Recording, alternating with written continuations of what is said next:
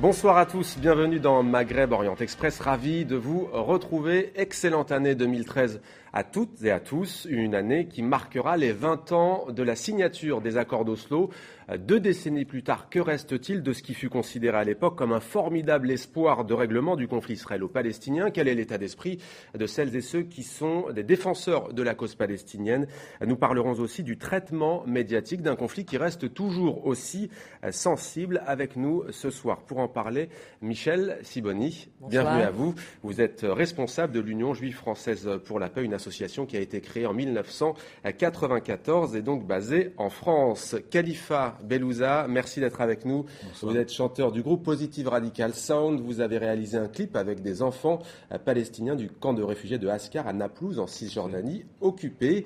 Caroline Bourgeret, bonsoir à vous. Vous êtes journaliste, correspondante de TV5 Monde à Beyrouth au Liban. Vous avez couvert la dernière offensive israélienne à Gaza en novembre dernier et vous avez publié une tribune qui a beaucoup fait parler. Elle s'intitule « Couvrir Gaza sous les insultes ». Journaliste, je ne me tairai pas, vous nous expliquerez pourquoi vous avez pris la plume. Michel Sibony, peut-être d'abord avec vous une image forte de l'année 2012. Est-ce qu'il y a un fait marquant à vos yeux ? J'ai envie de dire qu'il y en aurait plusieurs. On peut parler de l'attaque sur Gaza. On peut parler de la Palestine devenue État non membre observateur à l'ONU. J'ai envie de retenir cet accord d'association renforcé entre l'Union européenne et Israël, qui permet l'introduction libre de médicaments fabriqués dans les colonies, en Europe et en France, bien sûr. Teva, par exemple. Le générique que nous achetons tous dans les pharmacies, parce qu'il est très difficile d'en trouver un autre, c'est fabriqué en partie dans les colonies. Et pourquoi vous ne voulez pas que ce soit le cas ? Parce que je crois que ça suffit, quoi. Je crois qu'il faut arrêter de rigoler et de faire semblant que on a affaire à un État démocratique qui a des pratiques normales et légitimes et qu'en face de lui, il y a un soi-disant État qui serait fait de gens dangereux, etc. Je crois qu'il faut arrêter de plaisanter sur cette histoire-là parce qu'elle est vraiment plus drôle du tout. Israël importerait plus de produits justement à ce sujet des colonies israéliennes que des territoires palestiniens eux-mêmes. Est-ce que ça, c'est un fait nouveau ?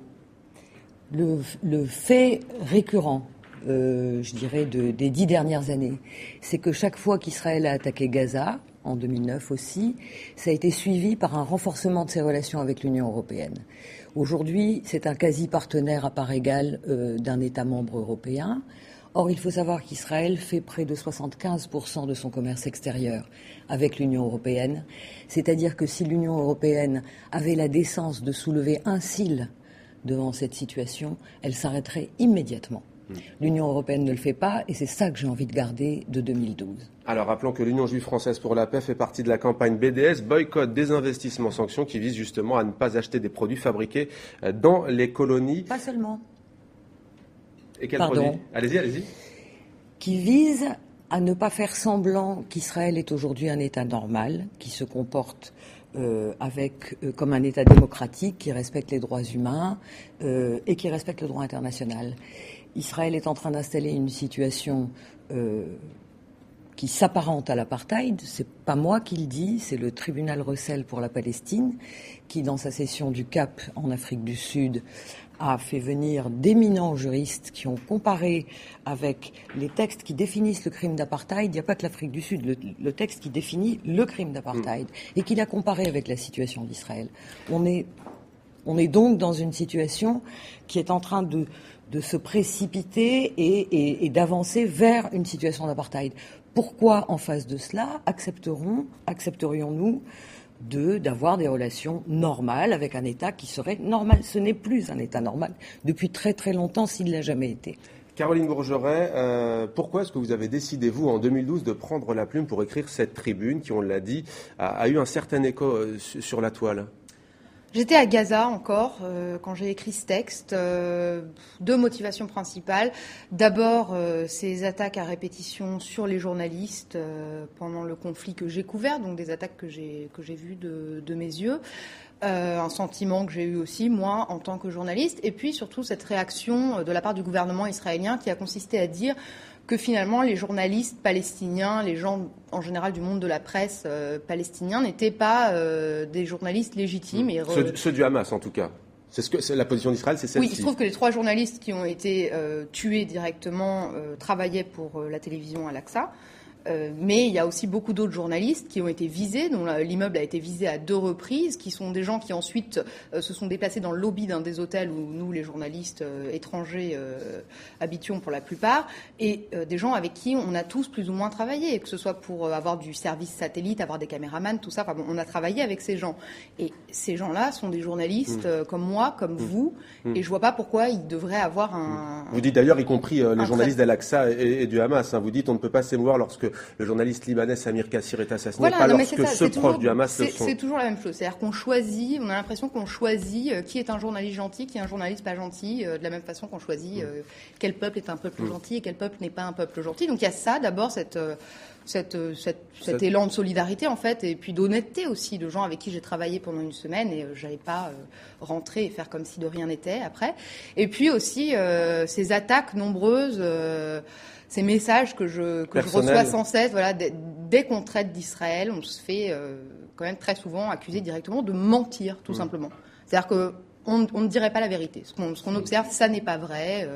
Et vous écrivez, hein, vous chutez d'ailleurs dans votre tribune qui, rappelons-le, a été publiée sur le site internet de TV5, sur celui de Rue 89.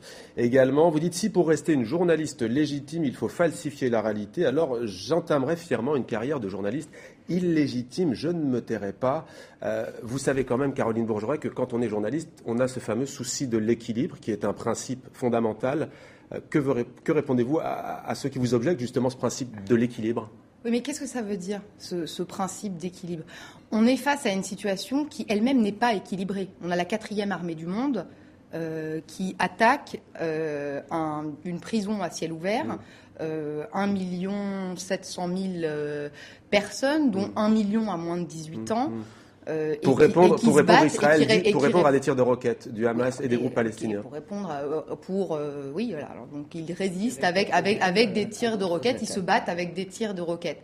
Enfin bon, c'est une guerre, donc les gens se battent. Non, mais les tirs de roquettes répondent aussi à répondent à d'autres actions. Et d'ailleurs, j'en parle dans l'article avec cette petite cyberactiviste là qui dit. Il y a une blogueuse qui vous dit tout le monde pense que ça a commencé avec l'assassinat de ce responsable, alors qu'il y a eu un bombardement plusieurs jours plus tôt déjà. Il se passe plein de petites choses tous les jours dont on parle pas forcément dans les médias, de paysans qui essayent d'aller cultiver leurs terres et qui se font tirer dessus directement par des soldats israéliens. Et ça, on n'en parle pas. Donc un événement comme ça, parfois, des groupes, que ce soit le Hamas ou autres, répondent par un tir de roquette et on l'oublie et on n'en parle pas. Et donc ça, c'est un peu frustrant, si vous voulez, de jamais voir en fait le vrai déroulement des événements. Khalifa Belouza, les hommes ont le droit aussi à la parole. Dans Maghreb Orient Express, vous avez été très attentif jusque-là. Merci à vous. J'écoute. Alors, je vous cite ce qu'écrit aussi Caroline Bourgeois. Les enfants de Gaza se marrent comme tous les enfants du monde, mais ils ont par moments dans le regard une gravité qui vous explose le cœur. Ce sont des mots très forts. Vous qui êtes allé pour la première fois dans les territoires palestiniens, est-ce que vous partagez ce sentiment ? Tout à fait, et je suis parti là-bas pour les raisons que vous venez d'évoquer, c'est-à-dire une injustice flagrante, et je me suis trouvé face à des enfants dont les esprits étaient saturés de violence, et malgré tout, j'ai rarement rencontré autant d'enthousiasme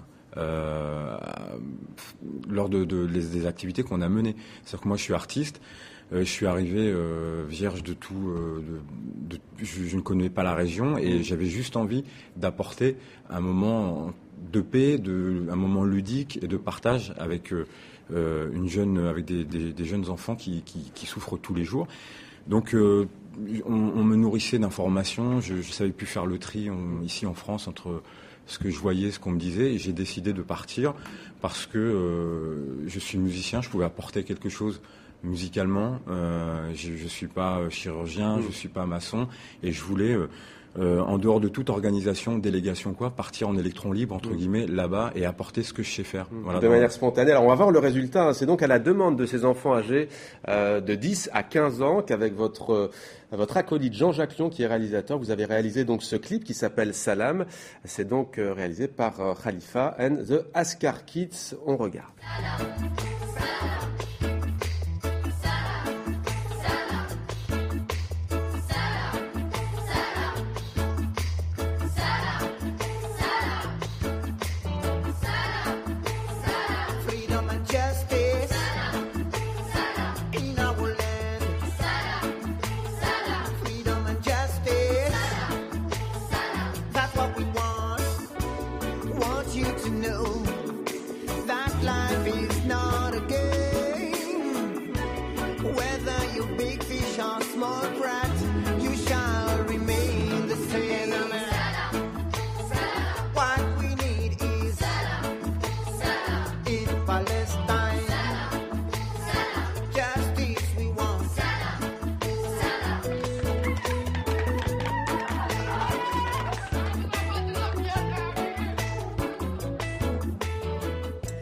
Alors Khalifa, vous ne connaissiez pas précisément la situation politique dans les territoires occupés. Qu'est-ce qui vous a le plus heurté en arrivant ?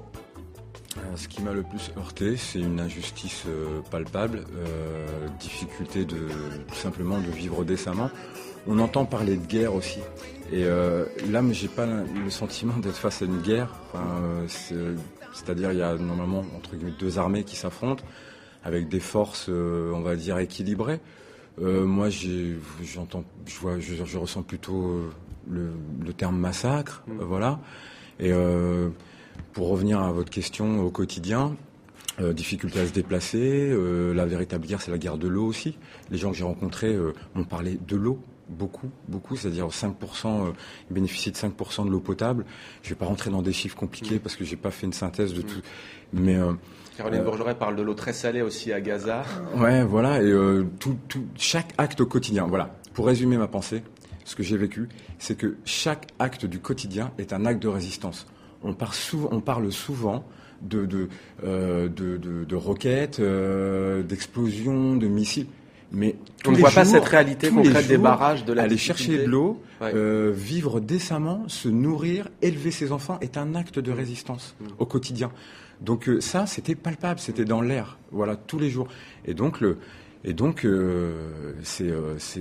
revient avec ça. Maintenant, j'ai envie de continuer à faire, à passer le mot et essayer d'être loin de tout ce qui est émotif. Réactionnel, rester posé de manière dépassionnée. Voilà, dépassionné, essayer d'avancer. Michel Sibony, il y a 20 ans, lors de la signature de ces accords d'Oslo en septembre 1995, on se souvient tous de cette poignée de main entre Yasser Arafat, l'ancien président de l'autorité palestinienne, et Yitzhak Rabin, l'ancien premier ministre israélien assassiné par un extrémiste. Est-ce qu'à l'époque, vous y avez cru, vous, au moment de la signature des accords d'Oslo ? On en a espéré. On a espéré que ça pouvait le faire. Parce que peut-être ça pourrait le faire. Vous êtes vraiment né quelques mois plus tard, en 94. Oui. Alors moi-même, j'ai pas rejoint l'UJFP en 94, je l'ai rejointe en 2000, avec le début de la deuxième intifada. Parce que je voulais pas accepter la manipulation des Juifs de France embrigadés d'office dans le soutien absolu, etc. Mais je crois que beaucoup de gens ont dit, écoutez, les Palestiniens font une proposition très généreuse pour une paix à court terme. Ils acceptent 22% du territoire, de leur territoire historique. Ils acceptent de se contenter de 22% de leur territoire historique. Ils veulent une continuité territoriale, ils veulent Jérusalem-Est, une paix à 2 États sur ces bases-là. S'ils veulent que c'est leur proposition et que ça marche, on avait des petits soucis quand même. Cela dit, entre Oslo et aujourd'hui, ce qui est pathétique, c'est qu'aujourd'hui, il y a encore des gens qui croient qu'Oslo, ça existe et ça continue. Il faut quand même accepter à un moment donné la réalité des faits. Le nombre de colons est passé fini. de 228 000 en Cisjordanie et à Jérusalem-Est à pratiquement 600 000 aujourd'hui. C'est quasiment le triple. Est-ce que cette question de la colonisation, c'est le nœud du conflit, direz-vous ? C'est pas la seule situation. Il y a l'explosion territoriale, évidemment, l'explosion spatiale. Gaza ne fait plus partie de du soi-disant État palestinien qui vient d'accéder au statut de non-membre observateur. Excusez-moi de répéter cette formule parce que je la trouve tellement extraordinaire que je trouve qu'il faut l'entendre quand même. État non-membre observateur qui réside en 40% de la Cisjordanie. C'est-à-dire que 60% de la Cisjordanie est aujourd'hui quasiment occupée. La plupart des candidats aux élections israéliennes d'aujourd'hui, puisque ça va se jouer entre la droite et l'extrême droite, demandent l'annexion.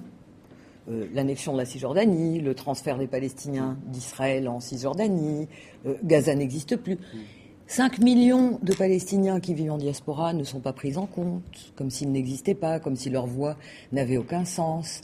Donc, il y a tout le temps, Oslo, c'est 20 ans de discours, en face desquels, et ces discours ont un but et un sens permanent.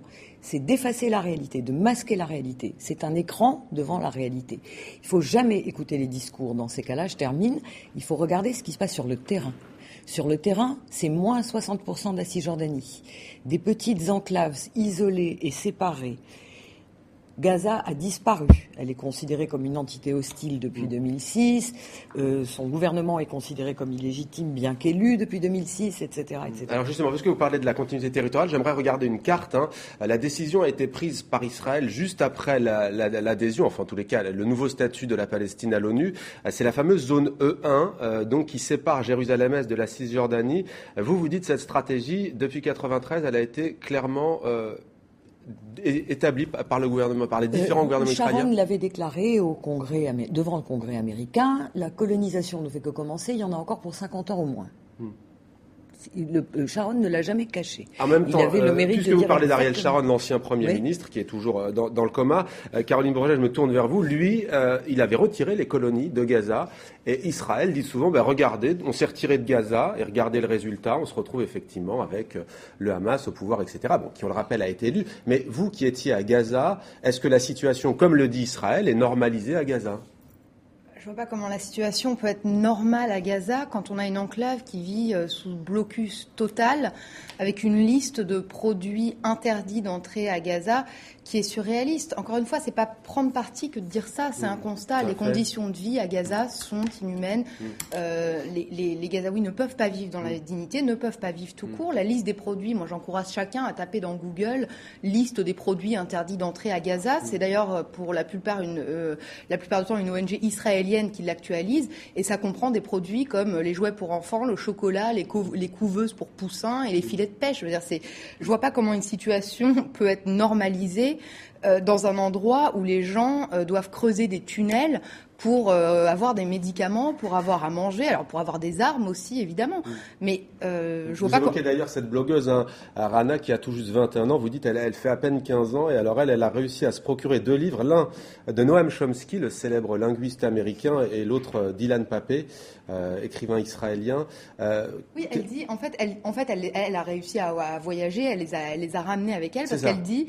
Elle dit, à Gaza, on ne trouve pas de livres, tout simplement, parce que c'est pas du tout la priorité. Quand on doit déjà utiliser c'est ce que j'ai écrit parce que c'est ce qu'elle a dit, quand on doit déjà utiliser des tunnels pour avoir de la nourriture et des médicaments, les livres, évidemment, ça vient plus loin sur la liste. Et d'ailleurs, c'est assez tragique que ce soit la première chose qui lui vienne à l'esprit.